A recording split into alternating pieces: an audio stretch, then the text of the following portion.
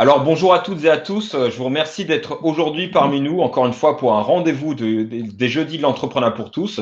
Je suis Ahmed Bouzouaïd, donc responsable de la task force entrepreneuriat et territoire pour BPI France. Aujourd'hui, j'ai la chance d'accueillir un certain nombre d'invités qui vont parler avec nous, évoquer la question de comment on révèle le potentiel de l'entrepreneuriat des quartiers. Ils en ont fait leur mission. J'ai la chance donc d'accueillir Audrey Hiver. Bonjour Enchantée, Audrey. merci Ahmed pour ton invitation. Awad Ramé. Merci Ahmed. Azad Bapir, Merci Ahmed. Faisal Nguyen. Bonjour et merci. Alors là, tout de suite, avant de parler finalement d'entrepreneuriat des quartiers, comme vous le savez, hein, on est sur les quartiers, on est sur des territoires où il y a une vraie appétence à l'entrepreneuriat. Il y a beaucoup d'énergie entrepreneuriale, mais aussi avec des difficultés pour réussir leurs projets, parfois un déficit d'accompagnement, étant donné les conditions, je dirais, de départ difficiles. Donc, et ce, tout au long du processus de création, avant la création, pendant la création et après la création.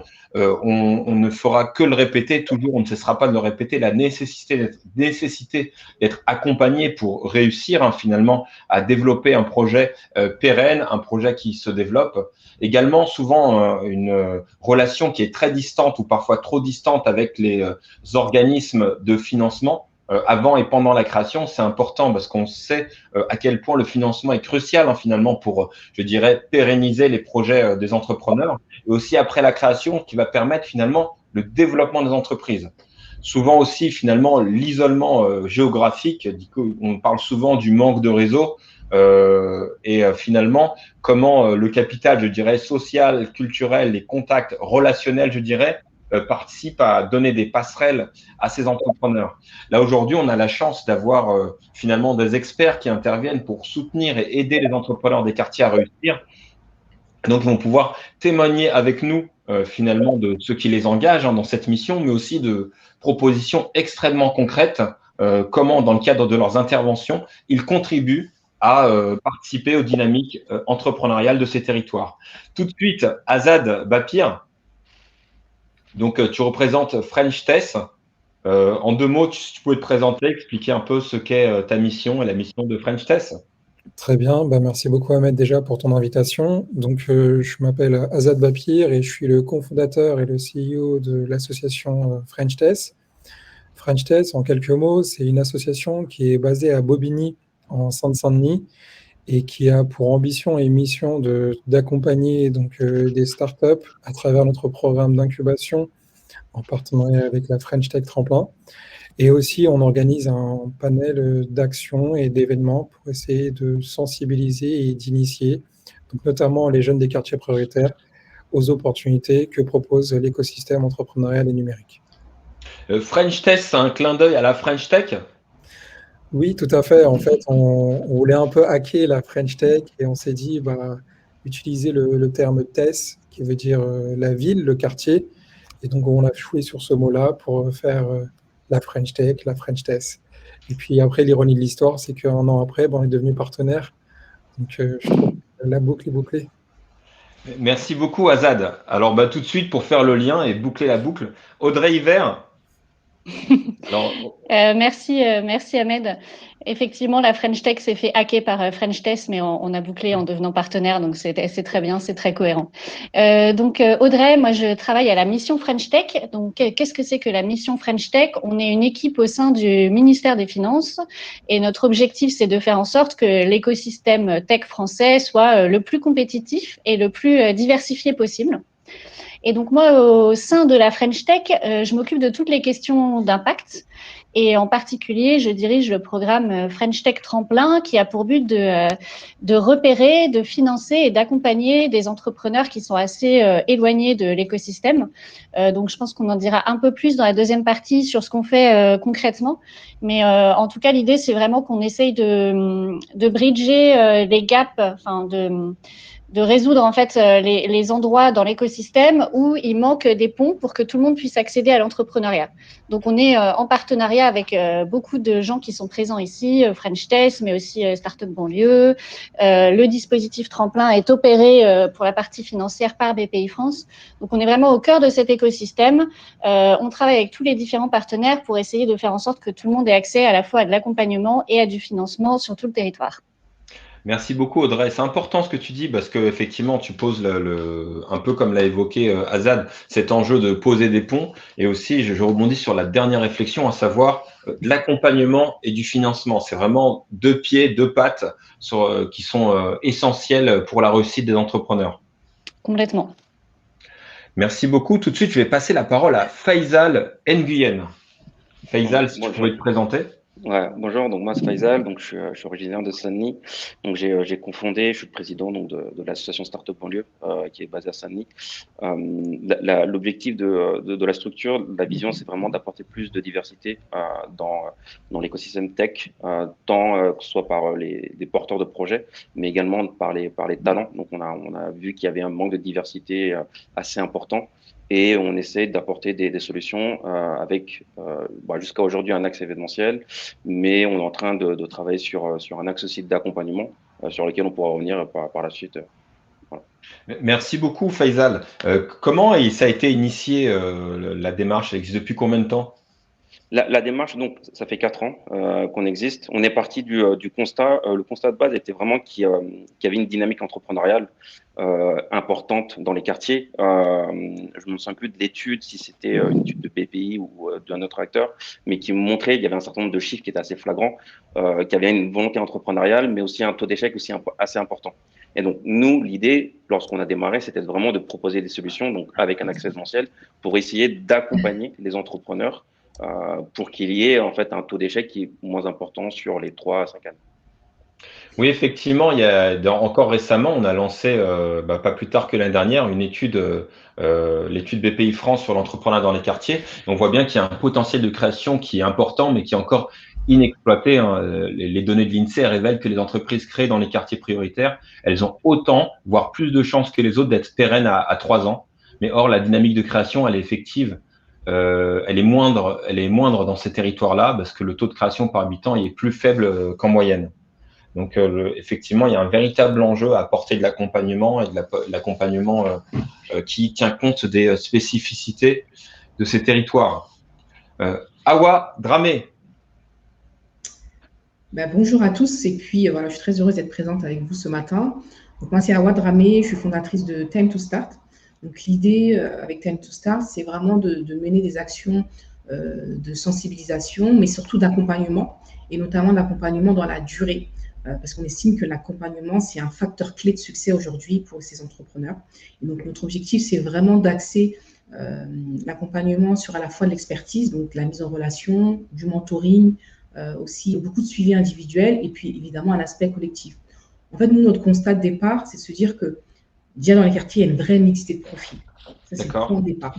Et cette mixité de profils, elle a pour objectif non seulement de permettre aux porteurs de projets de créer leur propre emploi, mais surtout, on a dans les quartiers des futurs employeurs. Donc, c'est des gens qui vont créer de l'emploi dans ces territoires. Et notre mission avec Time to Start, c'est de pouvoir les accompagner. Et donc, c'est un des points de départ.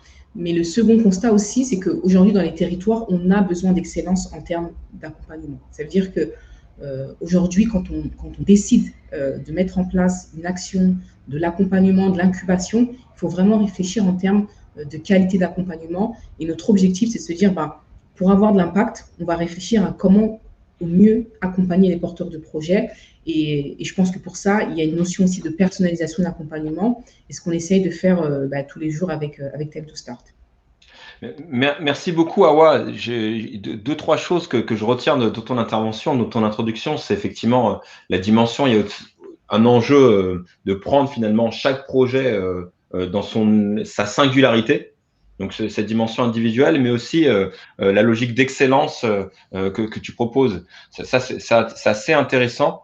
Et vous partez tous du constat finalement qu'il y a des besoins dans ces territoires tout de suite pour passer sur l'enjeu finalement d'évoquer un peu les solutions que vous proposez. Si vous pouvez évoquer finalement les solutions que vous mettez en œuvre. Ah, super, il y a Mia qui s'est connectée. Oui. Je vais passer la parole tout de suite à Mia. Oui, bonjour à tous. Excusez-moi, oui, j'ai eu quelques petits problèmes de connexion Internet. Donc, je suis Mia Razanajao. Je suis responsable développement produit sur les offres innovation à BPI France.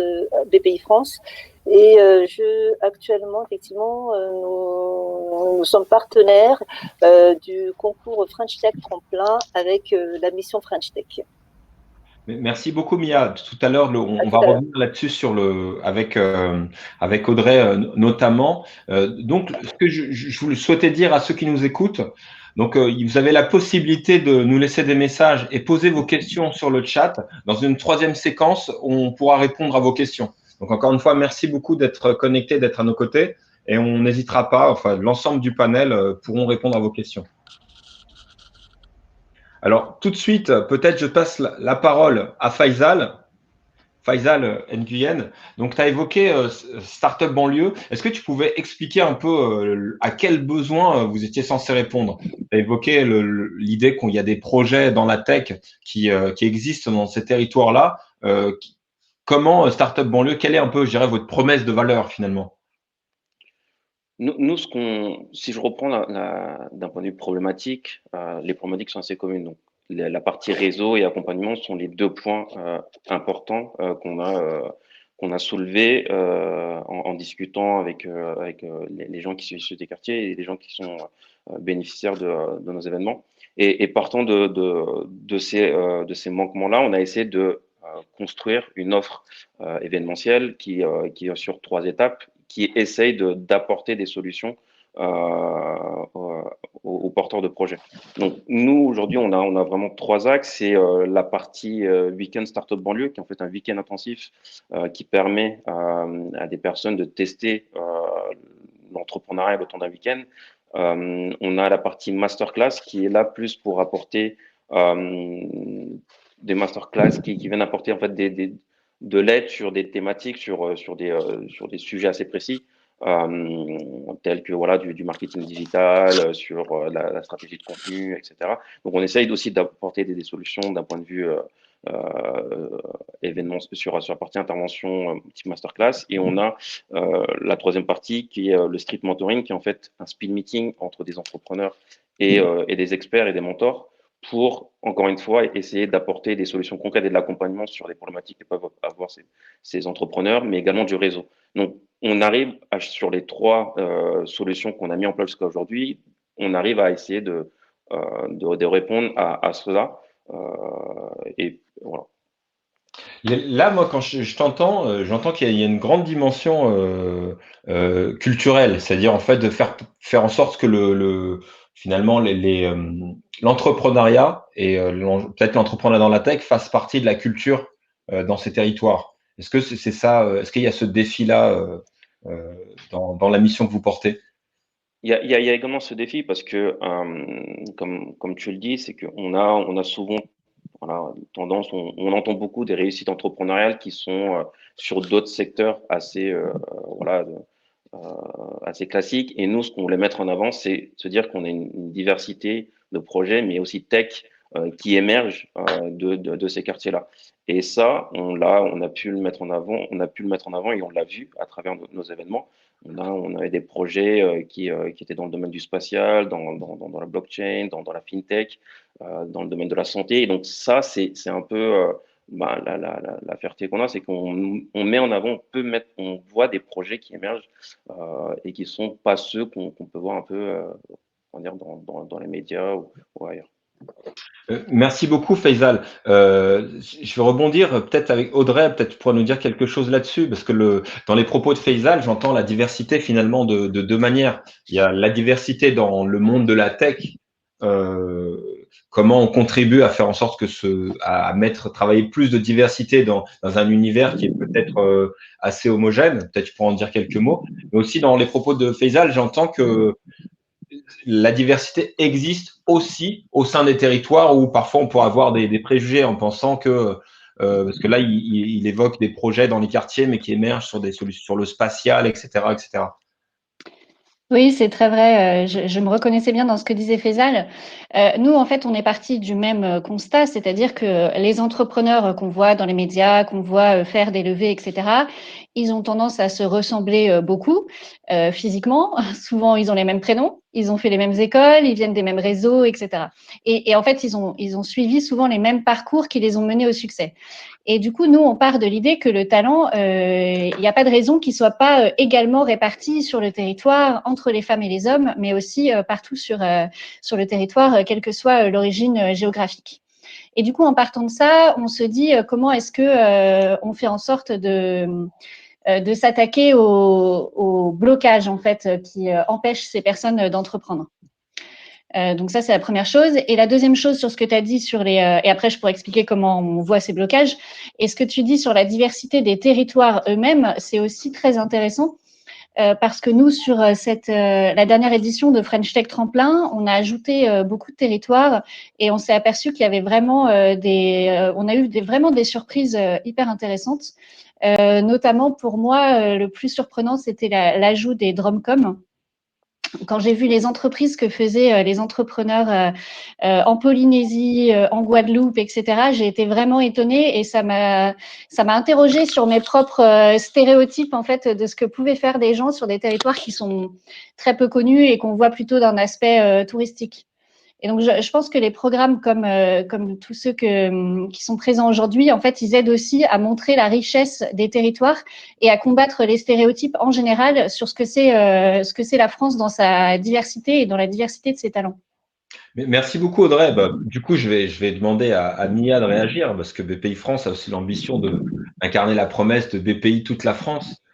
Est-ce que tu te reconnais dans les propos d'Audrey, à savoir finalement peut-être partir de quelle volonté finalement de soutenir aux côtés de la French Tech un programme comme French Tech Tremplin, mais aussi sur la diversité des projets qui existent et où les préjugés qu'on peut, ou les a priori, je dirais, qu'on peut entretenir sur ces territoires et où les entrepreneurs qui y sortent.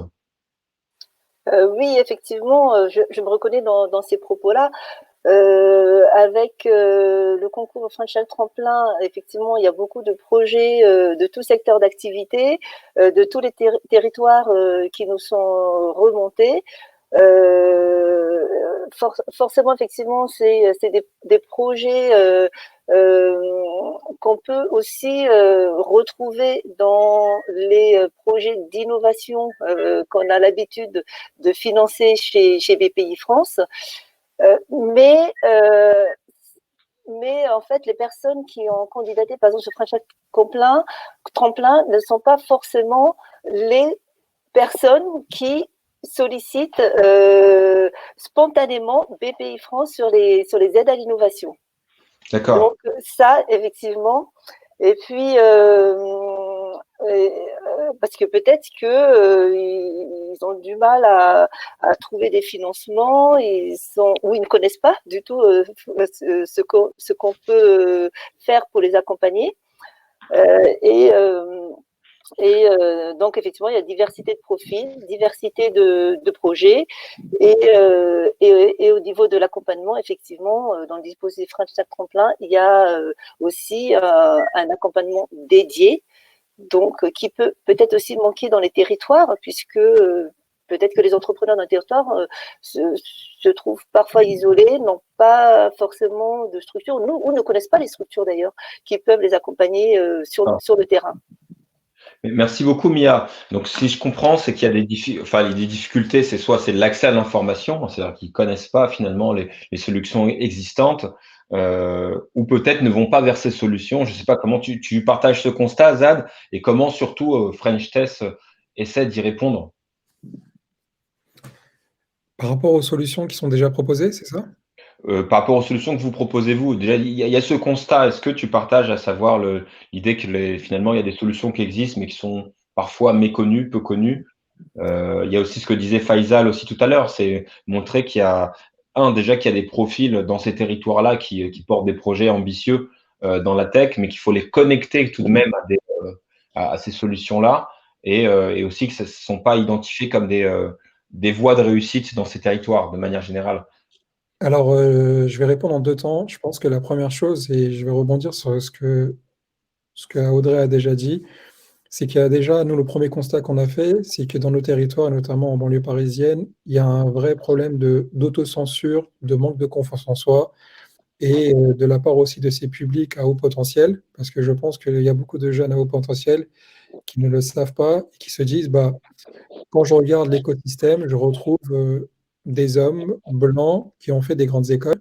C'est un peu le profil type du start-upper. Et donc, nous, on a essayé de casser cette image-là dans un premier temps en organisant un cycle d'événements qui s'appelle le Test Express. Donc, c'est une masterclass un peu à but d'inspiration dans le RERB qui avait pour D'accord.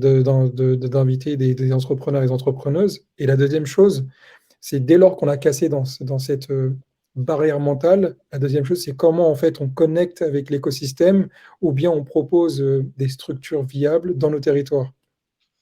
Et donc, la deuxième chose, c'est donc la première, c'est relayer ce que fait déjà notamment la French Tech, la BPI, mais aussi d'autres acteurs, que ce soit des incubateurs, des accélérateurs. L'objectif, c'est aussi de travailler de manière collective et pas forcément chercher la gloire pour sa propre structure, mais comment aider la population dont on est issu à s'intégrer dans l'écosystème et à bénéficier du réseau, du financement ou bien même à un accès au marché. Merci beaucoup, Azad. Il y a quelque chose qui m'interpelle dans ce que tu dis, peut-être que Awa ou d'autres pourraient réagir là-dessus, c'est le fait, le dispositif hyper innovant, le fait d'aller, ces masterclass dans le RERB, French Test Express, je crois que tu t'appelais ça. Et la question que je me pose, c'est est-ce que du coup, il faut renouveler les formats? Comment on fait pour atteindre finalement ces publics-là? Est-ce que tu partages ça? Est-ce qu'il y a ça au cœur de la mission de Time to Start, Awa? Oui, je pense qu'il y a une nécessité de proximité, donc d'agir en proximité avec ces populations. Et effectivement, des événements, des actions sont menées par Azad.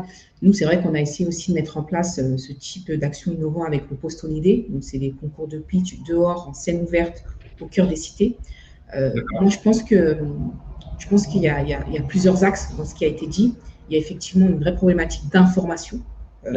C'est peut-être une des grosses problématiques aujourd'hui qu'on peut avoir dans les quartiers. C'est-à-dire qu'aujourd'hui, je pense que l'information, elle est souvent en surface et pas assez justement en proximité des personnes, d'où l'importance, on disait, de créer des écosystèmes d'excellence dans les quartiers, en proximité. Donc, il faut y aller, en fait, en réalité. Il faut y aller. Et il y a cette problématique d'information. Il y a aussi parfois une problématique de posture, d'état d'esprit, quand on y va. Il faut y croire. C'est-à-dire qu'aujourd'hui, souvent, quand on parle des quartiers, de l'entrepreneuriat des quartiers, on peut avoir une posture de soutien social. Alors que la véritable posture adoptée, c'est l'investissement. C'est-à-dire qu'aujourd'hui, en tant que porteur de projets d'incubation, en tant que porteur de projets innovants, nous sommes des investisseurs. On croit en certaines personnes, on croit en des porteurs de projets qui vont créer de l'emploi, et donc on investit. On ne veut pas du social.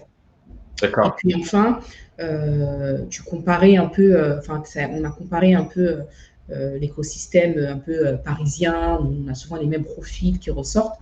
Je pense que l'écosystème parisien, il est assez vivant. C'est-à-dire qu'il y a beaucoup de choses qui se mettent en place. Moi, j'ai eu l'opportunité, la chance en tout cas, j'ai grandi dans un quartier, mais j'ai fait une grande école, donc je connais très bien aussi ce monde d'incubateurs un peu parisien. Et effectivement, c'est un monde qui est extrêmement actif. Tu as beaucoup d'incubation, tu as beaucoup d'événements, tu as beaucoup de choses qui se mettent en place. Et dans les quartiers, c'est encore assez léger, contrairement à ce qu'on peut imaginer. Donc, il y a encore plein de choses à mettre en place, il y a encore plein de solutions à imaginer. D'accord. Il faut innover, il faut proposer, il faut être créatif. Et donc, on a des acteurs autour de la table qui proposent des choses. Je pense qu'on a encore beaucoup de choses à mettre en place. Mais merci beaucoup, Awa. Faisal, tu veux réagir à ça? Est-ce qu'il y a de ça dans la volonté de Startup Banlieue, à savoir de contribuer à finalement animer, faire en sorte que l'entrepreneuriat fasse partie du paysage? Et peut-être si tu pouvais partager avec nous et à ceux qui nous écoutent comment on s'y prend en fait. Là, tout à l'heure, Azad nous a donné un peu une approche. On fait des masterclass dans le RERB. Est-ce que aussi vous allez aussi disrupter, j'ai envie de dire, la façon d'accéder au public? Nous, depuis le début, avec Startup Banlieue, on a vu les choses très grandes. C'est-à-dire que lorsqu'on essaye, notre objectif, c'est d'allier la forme et le fond. Euh, et donc, lorsqu'on a démarré nos actions, on a fait notre premier événement, donc le week-end Startup Banlieue, au Stade de France. D'accord. Voilà, on était une équipe qui n'avait pas vraiment de lien avec l'écosystème ou de forcément un gros réseau. Et puis, on a décidé voilà, comme tu as dit, de disrupter, de faire des actions pour avoir le Stade de France et de faire un événement là-bas. Donc, on a fait un certain nombre d'actions, je ne vais pas rentrer dans les détails, mais ça fait partie de nos actions, c'est de faire des gros événements à gros impact pour permettre aussi de toucher un maximum de monde. L'idée, c'est à la fois, par le biais de ces événements-là, de permettre voilà, à vos porteurs de projets, de par la symbolique des lieux sur lesquels s'organisent, de les faire venir, mais également de permettre à du public, des personnes qui sont intéressées par l'entrepreneuriat ou d'autres personnes qui gravitent autour de ces personnes, de venir voir comment ça se passe et de tester et de connaître un peu les acteurs de l'écosystème. Et donc, nous, en fait, les week-ends Startup Banlieue, on les organise dans des stades de foot. Donc, on a fait le Stade de France en 2017, on a été au Parc des Princes en 2018 et en 2019, on était à Lyon.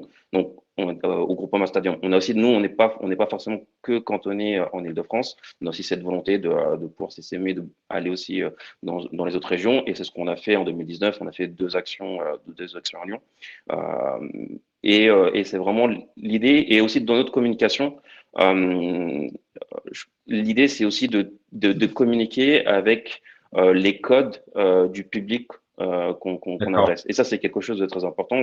On utilise un peu les codes de la culture urbaine, que ce soit un peu dans le wording, dans les images, dans la musique, etc. Ce qui fait que ça touche beaucoup plus les gens. J'aimerais revenir sur deux points aussi que Kawa et Azad ont pu dire dans un premier temps sur les acteurs de l'écosystème existant. C'est vrai qu'aujourd'hui, il y a des structures qui existaient bien avant qu'on arrive, mais la problématique que peuvent rencontrer ces structures, c'est qu'elles n'arrivent pas à toucher ce public-là.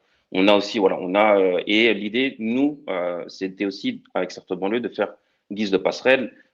Pour donner quelques chiffres, c'est qu'aujourd'hui, aujourd'hui, on a 16 porteurs de projets qui sont passés par Startup Banlieue et qui ont rejoint d'autres structures d'accompagnement. Je peux noter, par exemple, les Déterminés, Entrepreneurs dans la ville, Station F, etc. Nous, voilà, on avait vraiment cette guise de faire passerelle entre le public qu'on adresse, parce qu'on a on va dire un vrai rôle et un peu une expertise de sourcing de profil pour pouvoir ensuite les faire accompagner. Et l'idée, c'est vraiment voilà, d'allier ces deux parties-là pour pouvoir toucher un maximum de monde. Et l'autre point sur les acteurs et je pense que l'autre problématique qui peut aussi, moi je pense que pour parler pourquoi on n'a pas forcément des entrepreneurs qui sont des quartiers qui ne sont pas dans les structures classiques. Je pense aussi qu'il y a un problème voilà, peut-être de communication, de personnes qui n'arrivent pas à adresser ce public-là. C'est des constats qu'on m'a déjà remontés sur un certain nombre de structures, qu'elles n'arrivent pas forcément soit par rapport à la com, soit par rapport au profil. Je pense que c'est un sujet. C'est pour pouvoir toucher ce public-là, l'avantage, et je pense qu'avec Awa, Azad ou moi, c'est qu'on est issu de ces quartiers, on est issu de ce public. Et donc, les gens ont peut-être plus cette facilité de s'identifier aussi un peu à nous et par rapport aux actions qu'on propose. Et peut-être d'où la problématique aussi des autres structures. Merci beaucoup, Faisal. En fait, moi, dans ce que tu dis, j'entends plusieurs choses, hein. Effectivement, il y a une logique de maîtrise de code, une logique de rôle modèle tu parles d'identification finalement. Et aussi, moi, dans le stade, il y a quand même quelque chose j'entends deux choses. La première, c'est que la dimension populaire du stade. Justement, pour quelque chose qui peut sembler inaccessible, le stade, c'est quelque chose qui est très fédérateur, hein, qui va relier des publics et des personnes, des classes sociales, entre guillemets, qui sont extrêmement différentes. Il y a cette dimension-là, mais il y a aussi, pour faire le lien avec ce que tu évoques, l'enjeu de poser des passerelles, finalement, c'est la métaphore sportive. C'est dire aussi que l'entrepreneuriat, c'est un sport collectif. Et donc, il faut pouvoir réussir à se faire la passe entre acteurs et expertises qui sont différentes, mais certainement complémentaires. Peut-être que Audrey, Mia, vous pouvez revenir d'une façon un peu concrète par rapport aux constats qui sont évoqués. Comment le dispositif French Tech Tremplin essaie de répondre à ces difficultés, si vous les partagez, enfin les constats qui sont posés? Oui, tout à fait. C'est vrai que depuis tout à l'heure, on fait du teasing, mais on n'a pas encore dit vraiment ce qu'on faisait. avec Mia. En fait, par rapport aux obstacles qu'on a déjà énumérés, nous, on y répond de plusieurs manières. Donc, la première chose, c'est que les personnes qui viennent des quartiers prioritaires, souvent, elles n'ont pas accès à un réseau. Donc, avec French Tech Tremplin, on leur donne accès à un réseau de mentors et notamment des mentors qui sont issus de nos startups du programme phare French Tech 120, French Tech Next 40, qui sont les startups les plus en hyper croissance en France. Et il y a pas mal de leurs C-level qui ont accepté de mentorer des lauréats de notre programme. La deuxième chose, c'est les personnes n'ont pas accès en fait à du love money, donc à ce que souvent les entrepreneurs ils peuvent avoir un peu d'argent de la part de leur famille, de leur réseau proche. Donc, nous on remplace ce fonds de départ grâce à une bourse de 30 000 euros. Et peut-être que Mia en dira un peu plus sur ce que les entrepreneurs font avec cette bourse. Et puis, la troisième chose, c'est l'accompagnement. Donc, comme ça a été dit par Awa, par Azad, etc., il y a déjà pas mal de solutions qui existent et il faut juste que ces solutions, elles touchent leur public. Donc, nous, on se sert du programme pour orienter nos entrepreneurs lauréats vers des solutions d'accompagnement qui existent et qui ont déjà prouvé leur pertinence. Mia, est-ce que tu veux peut-être compléter du coup sur l'aide financière qu'on apporte aux lauréats? Oui, effectivement, oui, merci Audrey. Effectivement, pour l'aide financière apportée aux lauréats French Tech Tremplin, donc les 30 000 euros, peuvent financer 100% des dépenses du programme d'innovation. Donc, ce sont des salaires, évidemment, mais aussi des frais de prestations externes, des investissements aussi pour réaliser le programme. Alors, j'insiste sur le fait sur le taux de 100% parce que effectivement, c'est vraiment un plus pour le programme French Tech Tremplin parce qu'il y a très peu de dispositifs d'aide à l'innovation où on peut aller jusqu'à 100%. Oui. C'est une subvention, c'est pas un prêt. Alors, c'est une subvention, mais dont les dépenses doivent être justifiées. Et qui est versée en deux tranches. Effectivement, on verse d'abord un acompte de l'ordre de 70% au départ, à la signature du contrat, et le solde, c'est sur justificatif des dépenses réalisées, effectivement. D'accord. Et autre chose, ce que vous avez parlé avec Audrey c'est soutenir finalement French Tech Tremplin, ça soutient l'innovation. Qu'est-ce qu'on entend par innovation?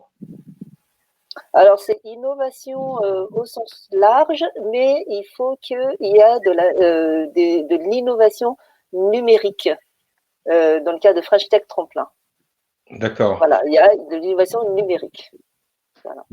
Peut-être que Audrey, tu veux réagir aussi sur les typologies de projets qui ont pu être retenus sur ce dispositif? Oui, bien sûr. Alors, on a vraiment une grande diversité dans les profils et dans les projets. Ce que je trouve intéressant dans nos projets, c'est qu'on a beaucoup de projets qui sont très collaboratifs.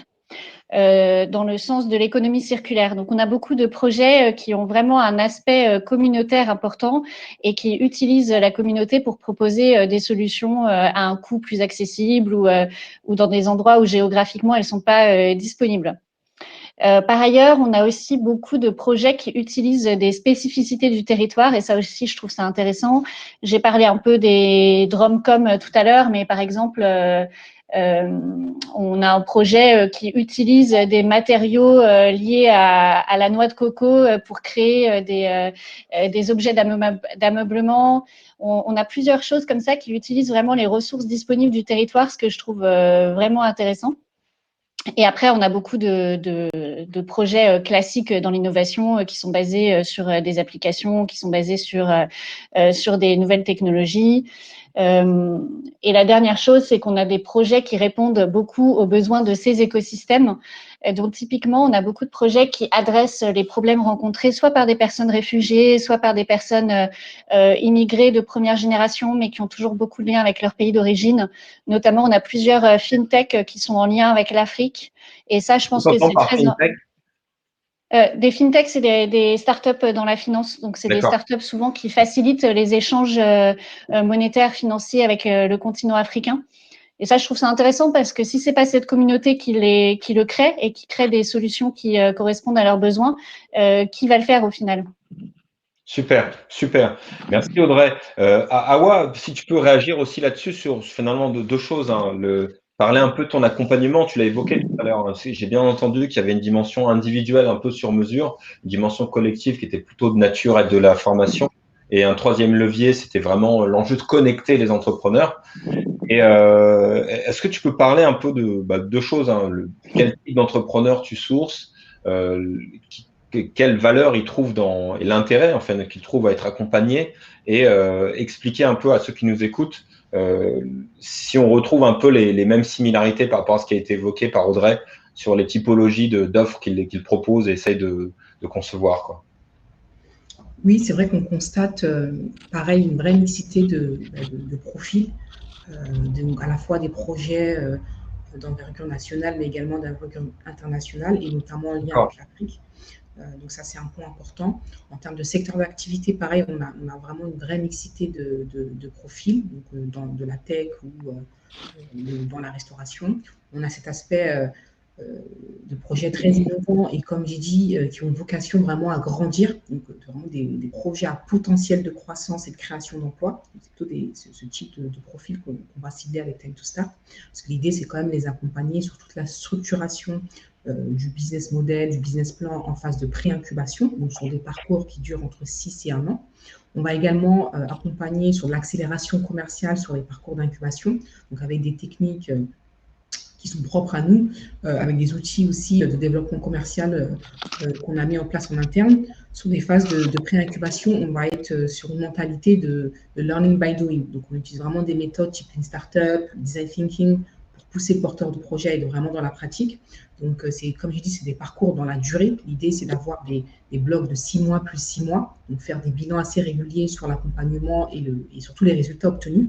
Donc, on va vraiment, dès le départ, fixer l'objectif avec le porteur de projet et se dire, voilà, on fait les points régulièrement pour savoir si ces objectifs ont été atteints. Si oui, comment on met en place d'autres objectifs. Sinon, qu'est-ce qu'on réajuste.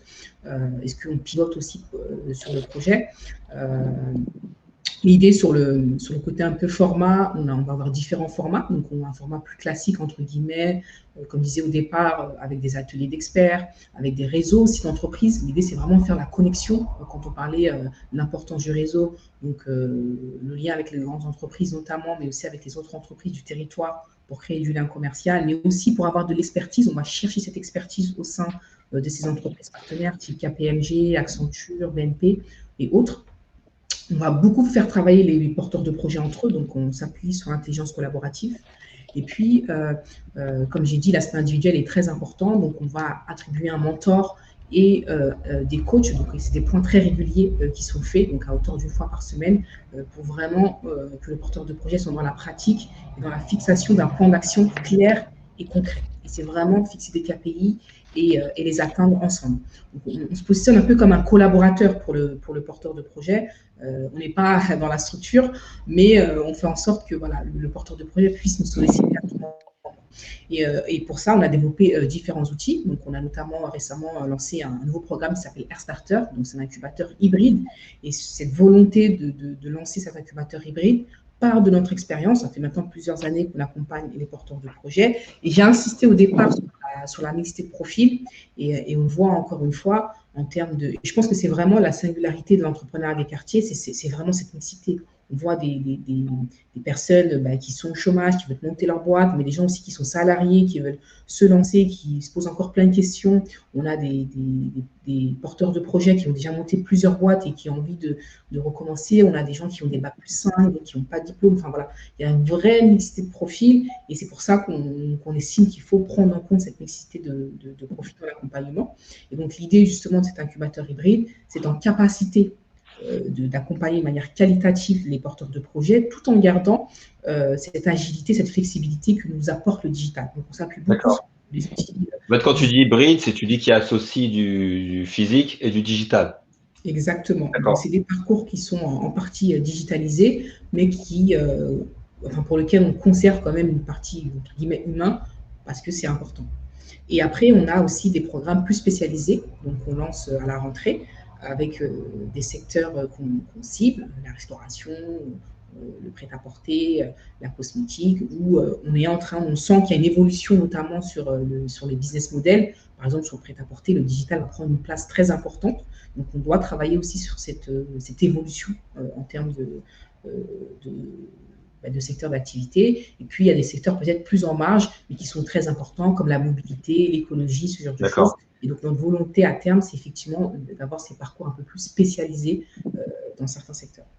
Mais merci beaucoup, Awa. Donc, moi, ce que je retiens de ce qu'on dit là, c'est qu'effectivement, déjà, il y a un vrai enjeu à diffuser la culture de l'entrepreneuriat et aussi la culture il existe des solutions pour aider les entrepreneurs.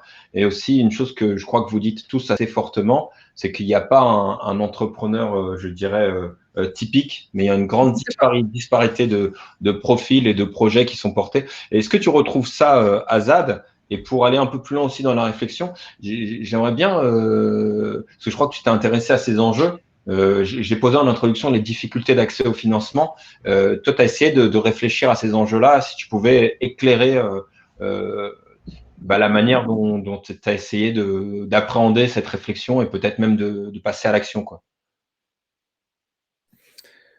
Nous, en fait, tout à l'heure, j'ai parlé de la démythification du profil de l'entrepreneur et on s'est rendu compte que faire des événements, c'est bien, mais ce ne sont pas des solutions viables dans le temps et assez structurantes pour essayer de donner envie aux entrepreneurs de pouvoir se lancer.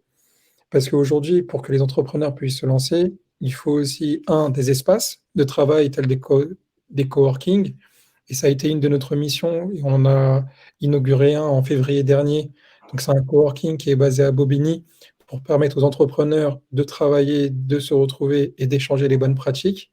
Et la deuxième chose, c'est dans le cadre du programme French Tech Tremplin, on est devenu un incubateur partenaire uniquement sur la capitale French Tech Grand Paris. Et ça nous a permis, d'accueillir un entrepreneur, deux, de lui mettre en contact avec l'écosystème et aussi plein de types d'acteurs, que ça soit spécialisé en droit, en RH, en vente, etc., pour lui donner des compétences clés. Mais surtout, l'aspect du financement. Donc déjà, l'incubé a pu bénéficier de la première tranche du financement de la PPI. Mais actuellement, on est en train de travailler aussi avec des venture capital, notamment le fonds d'investissement Xange, je ne sais pas si vous connaissez, parce qu'aujourd'hui, même les fonds d'investissement se posent la question du manque de diversité à la fois dans leurs équipes, mais aussi dans le portefeuille des startups qu'ils financent. Et c'est vrai qu'aujourd'hui, la France est très en retard par rapport à l'écosystème nord-américain et même anglais, où il y a déjà plein d'initiatives qui ont été lancées, notamment Diversity VC, qui est un label qui permet d'accréditer les fonds d'investissement, de financer différents types de profils. Et c'est important que notamment la BPI ou les fonds d'investissement prennent ce sujet à bras-le-corps et financent différents types de profils au-delà des programmes qu'ils finançaient déjà. Donc, nous, on essaie de pousser ces initiatives-là et de travailler avec ces VC, mais je pense que c'est à l'ensemble de l'écosystème de se poser autour d'une table et de proposer des solutions comme l'a fait la French Tech. Mia, peut-être tu peux réagir, toi qui connais l'innovation, peut-être éclairer sur finalement sur comment dans l'innovation on finance, qu'est-ce qu'on finance dans l'innovation et les acteurs, comment est structuré cet écosystème et peut-être donner ton avis sur cet enjeu. Je crois qu'Azad, si j'espère pas trahir tes propos, mais ce que tu évoques, c'est un enjeu de sensibilisation finalement des acteurs et des VC, tous ceux qui interviennent dans ce champ-là, pour qu'ils puissent aussi financer des profils. J'aime pas ce mot, je veux dire diversité, mais oui. Oui, effectivement, en écoutant, effectivement, il y a très peu de diversité dans l'écosystème innovation, en fait, sur les projets qu'on a l'habitude de financer actuellement. Comme on disait depuis le début, il y a très peu en fait, c'est un peu un fonctionnement où en fait les porteurs de projets viennent spontanément toque un peu à la porte de BPI France côté innovation en ce moment. Et donc, du coup, du fait que les personnes divers socialement ne toquent pas à notre porte de manière spontanée, il y a effectivement une sous-représentativité. Donc, il y a sûrement un effort à faire pour qu'on aille vers eux, que ce soit donc, pour les offres classiques innovation, mais aussi pour la partie investissement, effectivement. Donc, c'est évidemment des plans d'action qui seront sûrement menés prochainement. Avec Audrey, donc, qui nous met un message qu'effectivement, il y a un fonds français qui a récemment été labellisé par Diversité. Vici, d'accord, ok. Et concernant aussi le financement, le manque de financement effectivement pour les acteurs, les porteurs de projets divers socialement, nous on le voit au quotidien parce qu'effectivement pour les offres innovation, on demande à ce que le financement du projet soit bouclé. Donc il y a très peu effectivement, ça pose beaucoup de problèmes aux créateurs de sociétés. Une recommandation qui pourrait être utile, c'est peut-être aussi de découper les projets étape par étape. Donc, comme là, je reconnaissais dans les propos de Hawa qui disait qu'effectivement, les programmes d'accompagnement se faisaient parfois par bloc de 6 mois pour pouvoir avoir un objectif sur 6 mois avant de peut-être entamer un autre bloc de projet ou d'accompagnement pour la suite. Donc, c'est pareil aussi pour les projets d'innovation. Peut-être aussi, il faudrait faire des blocs, avoir un objectif à court terme, 6 mois, où le financement est peut-être moins élevé que de faire une demande pour tout de suite 1 an, 18 mois. Voilà, donc il faut aussi aller étape par étape. Peut-être, Faisal, toi, je pense que tu connais bien le milieu de la tech et les enjeux aussi qui sont liés à l'innovation. Est-ce que les profils qui sont identifiés, donc vous faites un vrai travail pour, je dirais, développer cette culture-là et aussi identifier des profils pour parfois les raccrocher finalement à des programmes. Est-ce qu'à un moment, il y a une sorte de, je veux dire, plafond de verre qui se rencontre pour justement les accompagner dans leur développement, peut-être lié au financement ou d'autres? Quel est ton diagnostic à toi et peut-être des propositions? Sur les porteurs de projets, aujourd'hui, c'est vrai on en a quelques-uns qui sont aujourd'hui, et j'en pense notamment, qui sont en recherche de financement. Et la problématique, je pense, de financement, en tout cas par rapport au public que nous on adresse et par rapport au sourcing qu'on fait, le besoin, il est tout d'abord vraiment sur la partie accompagnement.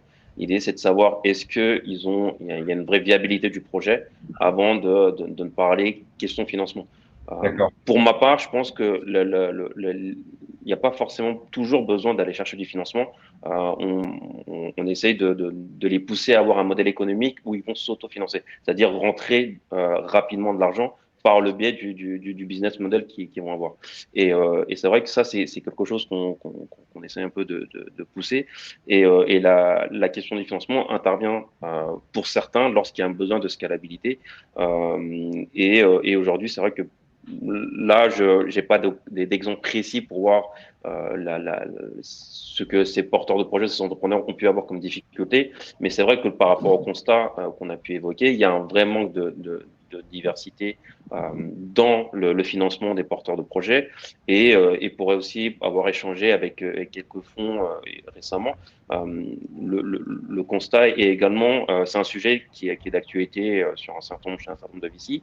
Et je pense, voilà, encore une fois, comme pour n'importe quelle structure, il faut que des personnes, pour financer en fait ces personnes, il faut qu'il y a des personnes qui leur ressemblent, qui sont au sein de ces structures.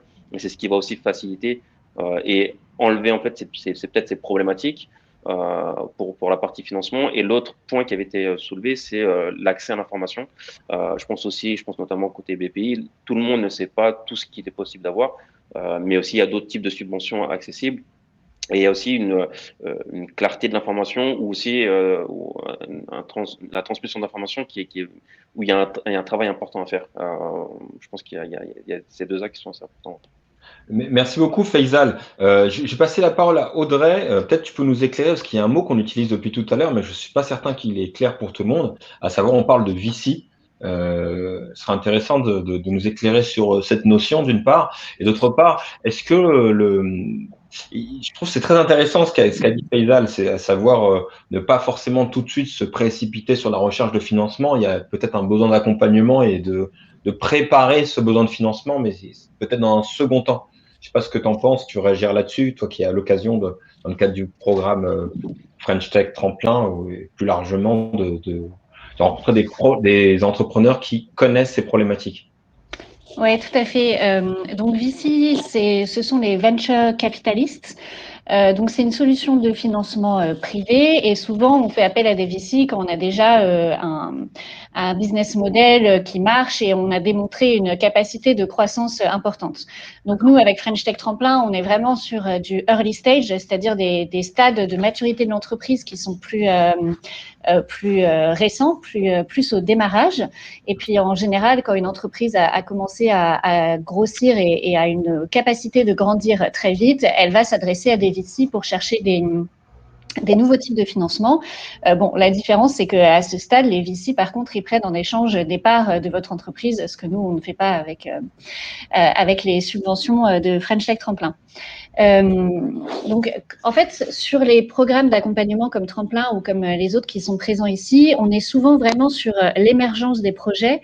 Et la problématique, c'est comment on fait pour accompagner ces projets depuis le moment où quelqu'un a une bonne idée jusqu'au moment où il arrive à faire ses premières levées de fonds auprès des VC. Et puis après son entreprise, elle suit le déroulement un peu normal des startups, avec les risques que ça inclut aussi. Mais vraiment, je pense que le nœud du problème, c'est sur les phases de maturité du démarrage et comment on les accompagne dans leurs premiers besoins de financement. Donc, comme Tremplin, c'est un programme qui est assez récent. On n'a pas encore eu d'alumni du programme qui a fait des levées, mais je sais qu'il y en a plusieurs qui sont en train d'en préparer. Donc, j'ai hâte de pouvoir annoncer les premières levées d'argent des entrepreneurs de Tremplin. Azad, je suis très contente de voir que vous accompagnez Montasser, le lauréat entrepreneur de Handicatch sur ces problématiques. C'est vraiment quelqu'un qui a beaucoup de talent, donc ça me ferait plaisir que ce soit un des premiers aussi à obtenir des financements autres que les financements publics ou les prêts. Voilà, qu'est-ce que je peux dire d'autre sur le financement? Nous, on a une action auprès des VC, effectivement, pour essayer de les embarquer dans le mouvement, mais au final, on voit que c'est un sujet qui commence à être vraiment présent chez eux, notamment par l'influence des Diversity VC et des autres groupes d'influence sur ces sujets-là. Et avec Diversity VC, l'influence, elle vient un peu de l'étranger. Donc, je pense que ça montre effectivement qu'on a un petit retard en la matière. Si c'est des groupements étrangers, américains ou anglais, je ne sais plus en l'occurrence, qui viennent nous dire, au fait, vous faites quoi sur la diversité? Mais je sais que depuis qu'il y a un fonds qui a été labellisé, il y en a plusieurs qui se posent la question. Donc, j'espère que ça va être vraiment le démarrage de cette dynamique. Merci beaucoup, Audrey. Awa, toi aussi qui est au cœur de l'accompagnement, est-ce que tu partages ce constat, à savoir, c'est pertinent, j'ai trouvé la remarque de Faisal, je vous avoue que je la partage, c'est que parfois on va chercher de l'argent un peu trop vite, ce qui n'exclut pas la nécessité d'aller chercher de l'argent, de se structurer pour le faire. Mais voilà, toi qui es dans l'accompagnement, une experte de ces questions-là, qu'est-ce que tu en penses? Oui, je pense qu'il ne peut pas y avoir de financement sans accompagnement. C'est la base. Et le financement, il vient souvent d'ailleurs quand on a validé son MVP, quand on est dans une phase peut-être un peu plus de croissance, qu'on a besoin de trésorerie, quand on sent qu'effectivement on va développer son activité. Nous, les bases, c'est effectivement, on accompagne des porteurs de projets souvent qui n'ont pas de financement. Donc, c'est de trouver les premiers financements auprès des clients. Donc pour moi, la meilleure levée de fonds, c'est auprès des clients. C'est aller trouver des clients, évidemment. Et après, à un moment donné, c'est quand même un besoin quand on a envie de grandir, quand on a envie parfois même de valider ces premières étapes, comme on voit avec le programme French Tech Tremplin, et on a besoin de financement en amorçage. Ça dépend encore une fois des projets. Et je pense que il y a une connexion à faire. Pour l'instant, je pense que de manière générale, en France, les fonds d'investissement, ils sont assez frileux.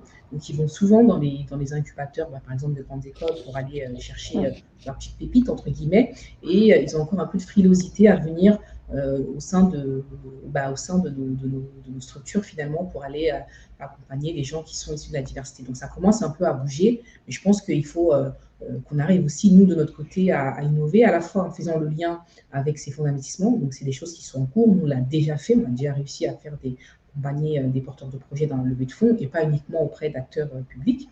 Et puis après, il y a aussi une vraie question à se poser. Est-ce qu'on ne crée pas nos fonds d'investissement avec le soutien d'un BPI ou autre? Est-ce que ce n'est pas le moment justement pour avoir des fonds qui sont portés par cette diversité-là? Donc, c'est des questions nous, qu'on se pose en ce moment pour être transparente avec vous. Comment on arrive à mieux soutenir financièrement les porteurs de projets, en plus de dispositifs comme la French Tech Tremplin qui existent. Donc, il y a plusieurs points qui peuvent être évoqués. Donc, je suis d'accord avec Faisal. Effectivement, le point de départ, c'est essayer de valider, essayer de démontrer que tu as un marché qui a un potentiel. Et aujourd'hui, on a plein d'outils pour le faire sans nécessairement aller lever des financements. Mais il y a certains profils, on le voit, qui ont besoin aussi d'aller trouver des financements, soit pour l'investissement, soit pour la trésorerie. Et donc, à ce moment-là, il faut qu'on on arrive à trouver des solutions, à proposer des solutions d'accompagnement. Mais merci beaucoup, Awa. Là, notre échange va toucher à sa fin. Ce que je vous propose, attendez, je vérifie juste qu'on a bien répondu aux questions qui ont été posées. Je crois que oui, et je t'en remercie, Audrey. Je crois que tu as même répondu sur le fil de la discussion. Oui, c'est bien le cas. Et donc, ce que je vous propose, c'est si chacun, vous avez peut-être un message à passer, une proposition un peu en lien avec ce qui a été évoqué ou réagir sur l'enjeu peut-être du financement. Moi, je partage avec vous, je pense que les VC aujourd'hui en France, en tout cas les acteurs du financement, sont de plus en plus sensibilisés. Et je crois aussi qu'on peut vous en remercier parce que le travail que vous faites, il contribue à faire de cet enjeu une question, j'ai envie de dire, sociétale d'une part, et plus que ça, vous contribuez à mettre en avant des profils qui finalement qui vont au-delà des a priori qu'on peut avoir sur ces territoires et sur l'entrepreneuriat dans ces territoires. Et donc, je pense que ça passe aussi déjà beaucoup par là. Faisal, peut-être, est-ce que tu as un dernier mot à nous passer, à nous partager, une préconisation, une réaction? En soi, par rapport au sujet de VC, comme Awa, c'est vrai que c'est un sujet auquel on réfléchit. Là, par rapport au fonds, je sais qu'il y a un fonds belge axé sur la diversité qui est en train de se préparer pour être lancé. Donc, c'est un sujet qui est extrêmement important parce que même si on répond aujourd'hui sur la partie accompagnement, comme le disait Awa, par la suite, il y aura un besoin de financement et il faut bien évidemment des structures qui puissent les accompagner, soit en les mettant en relation ou pourquoi pas même monter son propre VC. Je pense que c'est un point qui est assez important. Et puis nous, voilà, par rapport à Startup Beaulieu, l'idée c'est de continuer à essayer d'apporter des solutions aujourd'hui en vue du contexte d'un point de vue digital. Donc on a une programmation d'événements qui viennent essayer d'apporter des compétences concrètes pour les développements des projets des entrepreneurs. Et on espère, lorsque le contexte sanitaire le permettra, de refaire un week-end Startup Banlieue d'ici fin d'année et également de se positionner parce qu'on a un axe événementiel. C'est vrai que le point qui était un peu soulevé par nos bénéficiaires, c'est qu'il y avait besoin aussi de cet accompagnement post-événement et on va essayer on travaille sur un programme toujours sur ce côté early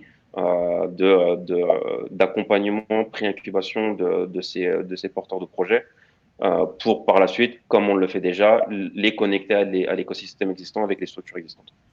Merci beaucoup, Faisal. Tous et toutes aussi, je vous invite à mettre le nom de vos structures et là où on peut vous retrouver sur le fil de la discussion. Je suis certain que ce sera très utile pour tout le monde. Audrey, un dernier mot?